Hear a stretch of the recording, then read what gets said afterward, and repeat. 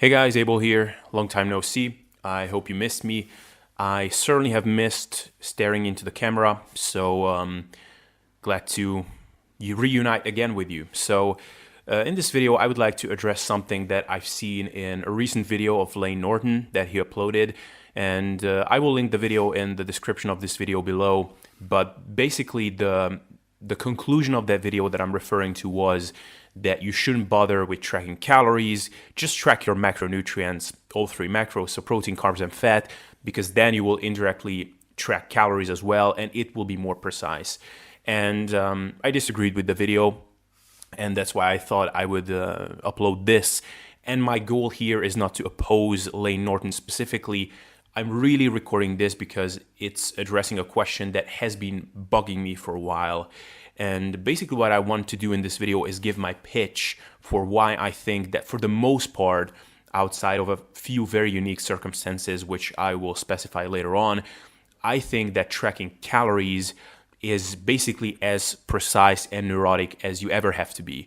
And when I'm saying tracking calories, what I really mean is tracking calories and setting a protein minimum that you want to hit every day and a certain amount of protein you want to hit in each meal. So basically it is tracking two numbers instead of three, but really when you think about tracking calories and protein, it's more like 1.5 numbers, because as anybody can tell you anecdotally, tracking protein becomes so second nature so quickly that it's not really something that you have to invest a whole bunch of mental energy into. It's more of a habit-based thing after a very short amount of time. So basically, first let's start with what is my central objection to tracking all three macros as opposed to just tracking calories and protein. And I think it's pretty obvious. It is basically that it is just more headache, more hustle, or hassle, right? And I think that the benefits of being more precise with tracking all three macronutrients are just not outweighing this extra annoyance that you have to deal with. So with that, what is the benefit of tracking three macronutrients? For one, as Layne Norton pointed out in that video that he uploaded, it is more precise. So if you track all three macros and you track your calorie intake indirectly through that, you will be more close to your eventual calorie targets than if you were to track only calories. And he explains why in that video, so I won't bother with that. And the other benefit is that you will be more precise with your ratios of carbs to fat and protein and all of that stuff. Now, that right away brings up the question whether there's actually value in being that precise. And I would say for most of us, in most circumstances, outside of a few unique ones, which I'm going to touch on in a second, there isn't one. And what are those unique circumstances? I think if one actually enjoys tracking all three macros and being very precise, which is a real scenario, there are people who really enjoy that, which is fine. If someone is on some unique diet, for example, a ketogenic diet, in which case you actually have to pay pretty close attention to hitting specific carb and fat numbers, or if someone is very close to stepping on stage for a bodybuilding competition, for example, and is already very, very lean, and his or her calories are very low already. So we're talking about 10 calories per pound of body weight or 22 calories per kilogram of body weight or less. So that would be for, a typical 80 kilo guy, that would be 1800 calories or less.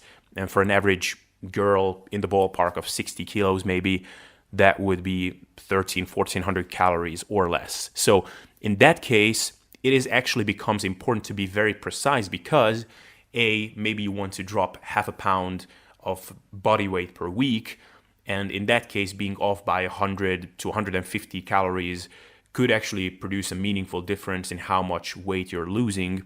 And small fluctuations in your macronutrient ratios can actually produce meaningful differences in your overall well-being and gym performance, because being off by, let's say, 50 grams of carbs means that you're off by the third or half of your carb intake, which you will notice.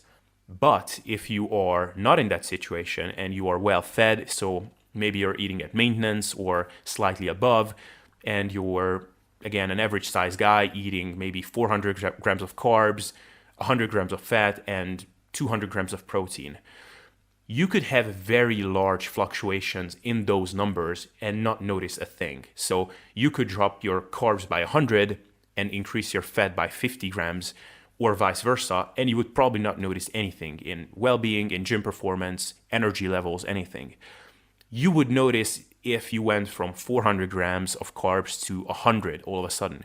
But that is just very, very unlikely to happen because most people's eating habits and food preferences will naturally have them gravitate towards certain macronutrient ratios. So in practice, you just don't really need to worry about extreme fluctuations in your macronutrient ratios. Now, in what circumstances would it be actually warranted to have someone track all three macronutrients even in a well-fed state? I would say it would be if someone has some habitual eating deficiency, I guess it would be the right phrase. For example, just habitually really, really under eating fat, which is actually not all that uncommon. So someone just really likes to eat carbs, starchy, high carb foods like, rice, potatoes, and fruits, stuff like that.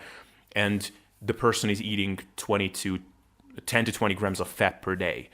You could argue that that's actually problematic and will compromise things like hormonal health and even energy levels and gym performance.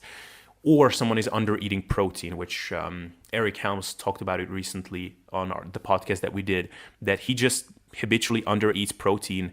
As a protein researcher, he has a hard time hitting his protein numbers, so he does pay attention to count protein, even though he's not tracking his calories and macros as a whole. So if someone has something like that they're just not mindful of or on a regular basis, that might be an argument to track macros. But even then, I would say it's not really necessary to track all three macronutrients. It probably is sufficient to just make sure to track that variable or be mindful of that variable. So for example, for me, I also tend to undereat fat if I'm not paying attention. So I do pay attention to hit at least a fat minimum that is within the optimal ranges for someone like myself with my size and body weight. But it doesn't mean that I have to track all three macronutrients. I basically just have to make sure to habitually consume more fatty food items in 1 or 2 meals per day, or have some isolated fat source. Now, some people might say that why all the crying over the extra complication of tracking 3 numbers over just 2 numbers, basically. And I would say that it wouldn't be such a problem if your food intake was always constant and you never had to make adjustments.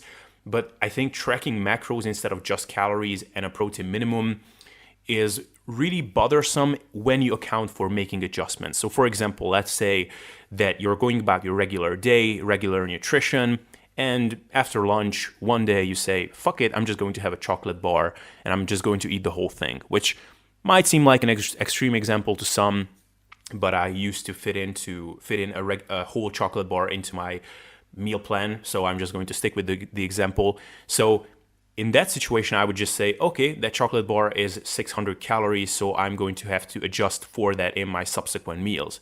But if you track macros, then you would say, okay, this is 50 fat, 10 protein, 27 grams of carbs, so I'm going to have to adjust for all of those changes. And that's kind of the case with all food items, because very few food items are purely carbs or purely protein, purely fat, except sugar or oils and things like that. So I think it's just a little bit too annoying, and that extra annoyance, again, is just not justified by the benefits that you're getting out of it. And just to speak for a second about the lack of need to be super precise with your calorie numbers in the first place, the calorie calculators and formulas that you use are almost always completely inaccurate for your particular situations. I mean, they are merely estimations, and anybody can tell you anecdotally, and probably you have experienced it yourself as well, that you take a formula like the Catch-McCarter formula or the Harris-Benedict equation, and then you find out that it's probably off and you need to adjust it for your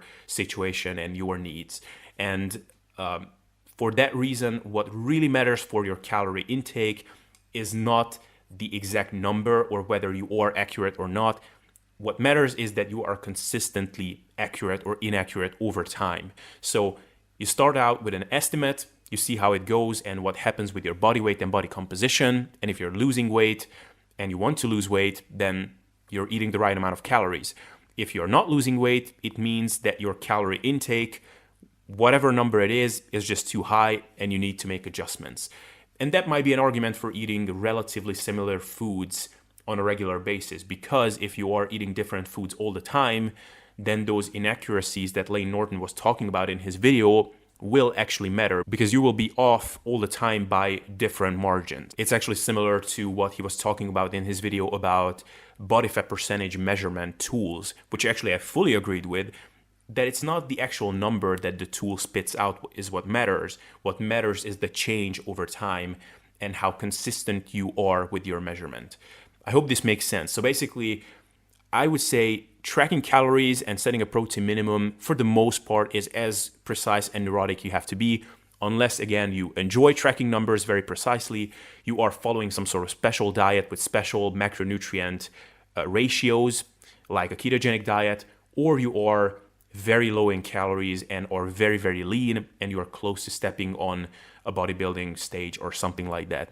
Other than that, relatively large fluctuations in your macronutrient ratios and the inaccuracy that may result in just tracking calories and protein is just not really going to make any kind of relevant difference. So I hope you found this video helpful. Let me know what you think. I'm sure some of you may disagree, and I'm more than happy to hear of those disagreements. So thank you for watching and see you next time.